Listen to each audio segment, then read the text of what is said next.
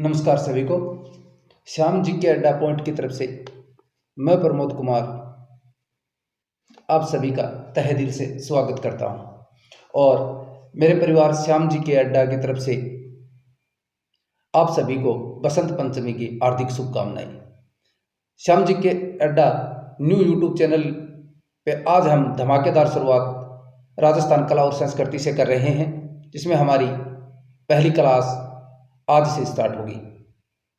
राजस्थान कला और संस्कृति के अंदर लगभग 23 टॉपिक आते हैं।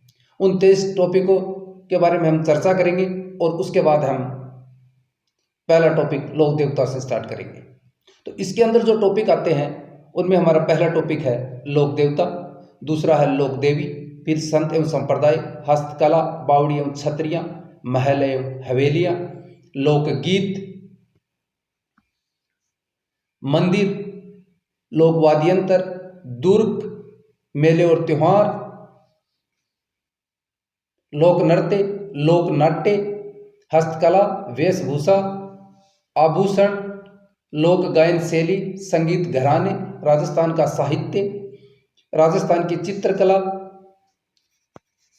राजस्थान की जनजाति, राजस्थान की भाषा एवं बोलियां, सामाजिक प्रथा व रीति रिवाज।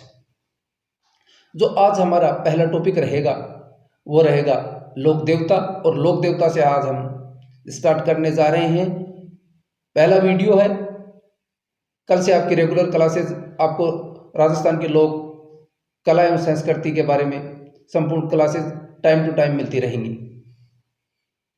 फिक्स टाइम रहेगा, हमारी क्लास आपको हमेशा मिलेगी। टिल एग्जाम तक पहले आपका सिलेबस कंप्लीट करवाया जाएगा और उसके बाद आपको क्वेश्चनों का अभ्यास भी करवाया जाएगा। जैसे हम लोक देवता स्टार्ट करेंगे तो हम एक एक लोक देवता के बारे में चर्चा करेंगे। तो पहला टॉपिक अब हम स्टार्ट करते हैं और उनमें हमारे लोक देवता। जब हम लोक देवता की बात करते हैं तो पहली बात यह आती है कि लोक देवता कहते किसे हैं। तो लोक देवता की जो परिभाषा है वो आपको बहुत ही कम बताई जाती है।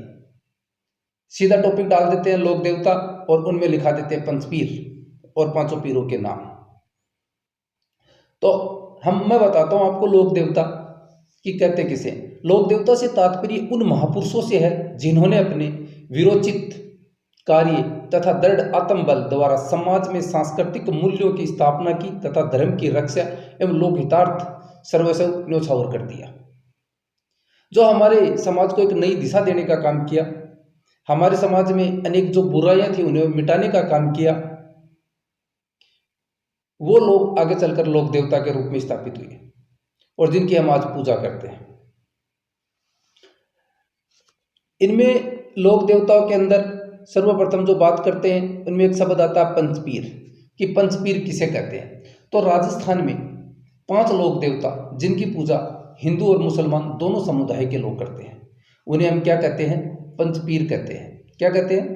पंचपीर। ऐसे 5 लोक देवता हैं जिनकी पूजा हिंदू और मुसलमान दोनों समुदाय के लोग करते हैं और उन्हें क्या कहते हैं? पंचपीर कहते हैं। उनमें जो पहला लोक देवता है वो रामदेव जी, फिर गोगा जी, पाबू जी, हड़बू जी और मेहाजी मांगलिया। इसके अंदर एक प्रश्न बनता है और लगभग जो 12वीं तक की जो भी एग्जाम होती है, 12th लेवल तक या सीटी 12th लेवल और ग्रेजुएशन लेवल की भी कुछ एग्जाम है, उनके अंदर ये एक प्रश्न कॉमन सा प्रश्न पूछा जाता है कि इनमें से पंचपीर नहीं है।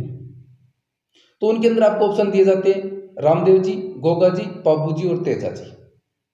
इनमें से नहीं है और अधिकतर तेजा जी का ही नाम आता है उसके अंदर, पर इसमें तेजा जी नहीं है। पंचपीर कौन कौन से हैं? रामदेव जी, गोगा जी, पाबू जी, हड़बू जी और मेहाजी मांगलिया। इनमें हम इन 5 पीरों के अंदर हम पहला जो लोक देवता पढ़ेंगे वो रामदेव जी पढ़ेंगे। रामदेव जी से हम स्टार्ट करेंगे लोक देवता, और हमारे जितने भी लोक देवता हैं राजस्थान के सभी की एक एक करके हम चर्चा करेंगे। तो बात करते हैं रामदेव जी की। रामदेव जी का जो वंश था वो कौन सा वंश था? तंवर वंश के थे रामदेव जी। कौन से वंश के थे? तंवर वंश के थे। रामदेव जी के पिता का नाम अजमल जी था और माता का नाम मेणादे था। इसकी पत्नी का नाम जो था रामदेव जी की, वो नेतलदे था, और ये अमरकोट की राजकुमारी थी। कहाँ की राजकुमारी थी?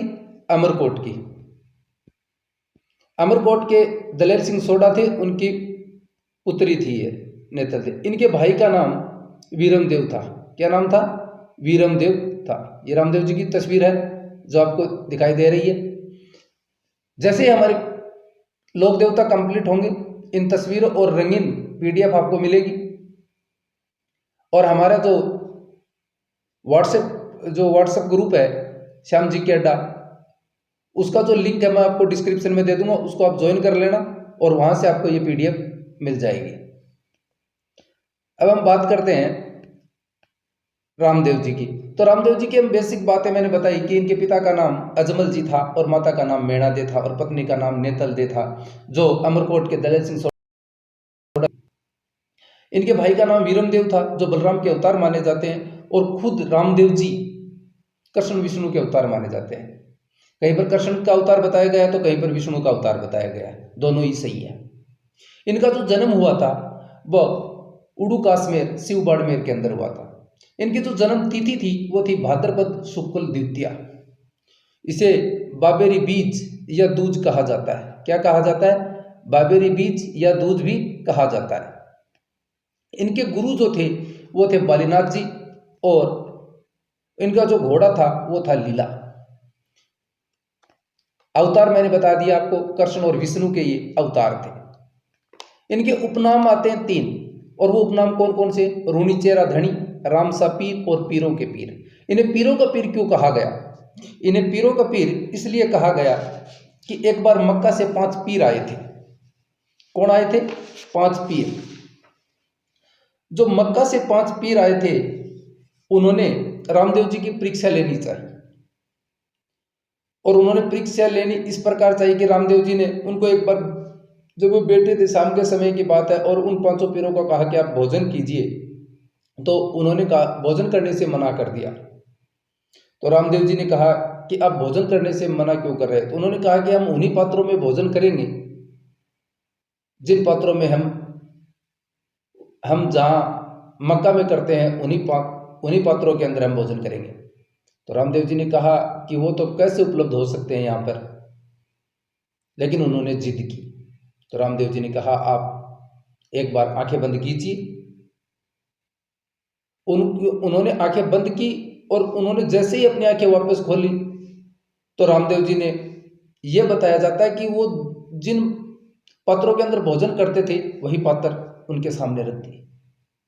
तब उन 5 पीरों ने कहा, जगह पड़ती है पचलंगी, पचलंगी के अंदर उन्होंने कहा कि हम तो पीर हैं, आप तो पीरों के भी पीर हैं। तब से इनका नाम पीरों का पीर कहा जाने लगा। 2 नाम अन्य और बताई, रामसा पीर और रूणीचारा धनी। इनके जो शिष्य थे वो थे हरजी भाटी, रत्ना रायका, लखी बंजारा, और एक इनकी शिष्या थी आईजी माता, और एक इनकी धर्म बहन थी डोलीबाई, जो रामदेव जी से एक दिन पूर्व जीवित समाधि लेती है। इनके शिष्य कौन कौन थे? 3, हरजी भाटी, रत्ना रायका, लखी बंजारा, और शिष्या कौन थी? आईजी माता। रामदेव जी ने एक पंथ चलाया था, और उस पंथ का नाम था कामड़िया पंथ। कौन सा पंथ? कामड़िया पंथ।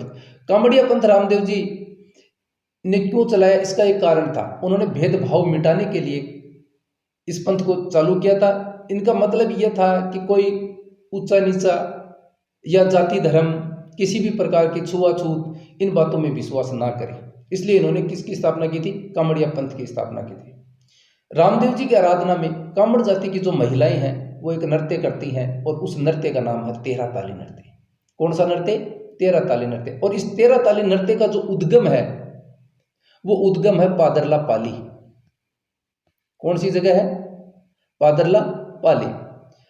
रामदेव जी के अगर हम मंदिरों की बात की जाए तो रामदेव जी के मंदिर हैं रामदेवरा जैसलमेर, उड़ू काश्मीर बाड़मेर, मसूरिया पहाड़ी जोधपुर, सूरताखेड़ा चित्तौड़, बिराटिया ब्यावर।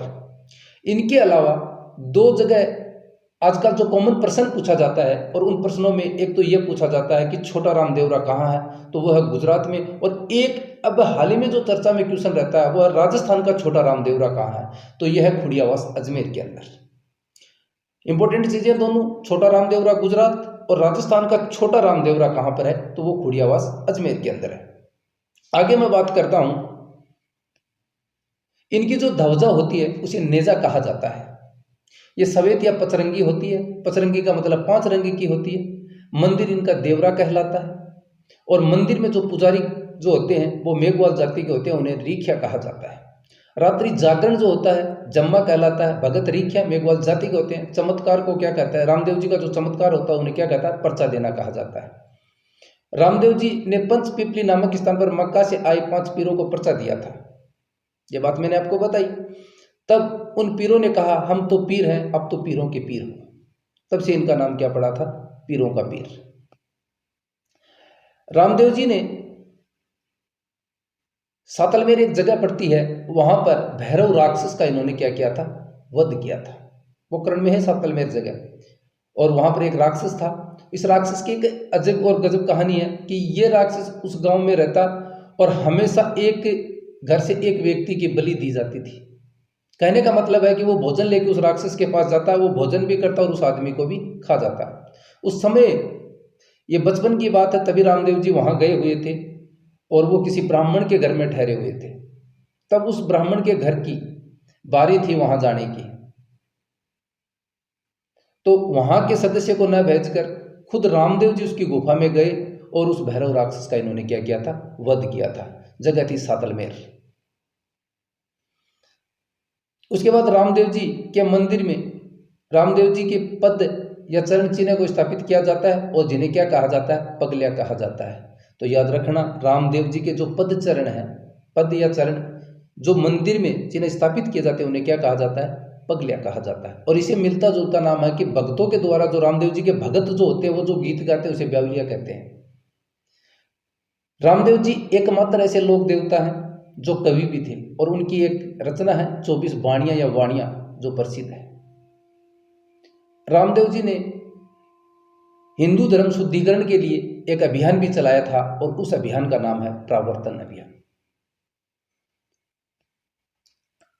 अब देखो, हम नोट्स में देख लेते हैं क्या क्या बातें जो है। वो भाद्रपद शुक्ल द्वितीया से एकादशी तक भरता है। ये मेला राजस्थान सांप्रदायिक सौहार्द का प्रतीक माना जाता है। सांप्रदायिक सौहार्द यानी यहाँ पर हिंदू और मुसलमान दोनों समुदाय के लोग आते हैं। इनकी जो समाधि है वो राम सरोवर झील के पास है, जो रामदेवरा जैसलमेर के अंदर है। और इन्होंने समाधि जो ली थी वो 1458 ईस्वी में ली थी, भाद्रपद शुक्ल एकादशी को। तो इनका मेला कब तक बढ़ता है, भाद्रपद शुक्ल द्वितीया को दिन का जन्म हुआ था, और एकादशी को इन्होंने क्या ली थी, भाद्रपद शुक्ल एकादशी को समाधि। तो इसलिए इनका मेला कब से कब तक बढ़ता है, भाद्रपद शुक्ल द्वितीया से एकादशी तक इनका मेला बढ़ता है। रामदेव जी ने एक दिन पहले इनकी धर्म बहन डोलीबाई ने क्या ली थी, समाधि ली थी। रामदेव जी की कुछ अन्य बातें भी हम कर रहे हैं, और बताता हूँ कौन कौन से। रामदेव जी एकमात्र लोक देवता थे जो कवि भी थे। उनकी रचना थी 24 वाणियां या वाणियां जो प्रसिद्ध है। रामदेव जी द्वारा हिंदू धर्म का शुद्धिकरण करने के लिए चलाया गया अभियान कौन सा था, प्रावर्तन अभियान था। इनके जो फड़का जो वाचन करते हैं वो नाइक या कामड़ जाति के भोपों के द्वारा किया जाता है। और खास बात है, इनकी जो फड़वाचन के अंदर जो वाद्ययंत्र काम में लिया जाता है वो लिया जाता है रावणाथा। बहुत बार पूछा गया है कि रामदेव जी का फड़वाचन कौन करते हैं, नाइक या कामड़ जाति के भोपों के द्वारा किया जाता है, और कौन सा वाद्ययंत्र काम में लिया जाता है, तो वो रावणाथा नामक वाद्ययंत्र काम में लिया जाता है।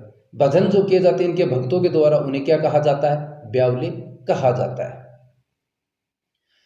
सभी लोक देवताओं के अंदर जो सबसे लंबा गीत जिस लोक देवता का है वो हमारे कौन है, रामदेव जी हैं। कौन है, रामदेव जी। रामदेव जी का सबसे लंबा गीत है, और भक्तों द्वारा कपड़े के घोड़े या मिट्टी के घोड़े इनके मंदिर में चढ़ाए जाते हैं या समर्पित किए जाते हैं। ये थे आज की हमारी क्लास, जिसके अंदर हमने राजस्थान की कला और संस्कृति के बारे में चर्चा की, और हमने आज एक लोक देवता रामदेव जी पढ़ा। मानता हूं कि आप लोगों को अच्छे से समझ में आया है। और हमारे जो साथी हैं जो हमारे वीडियो को देख रहे हैं,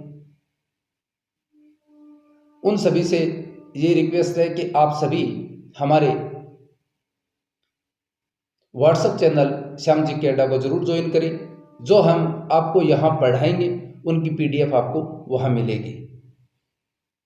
जय हिंद, जय भारत।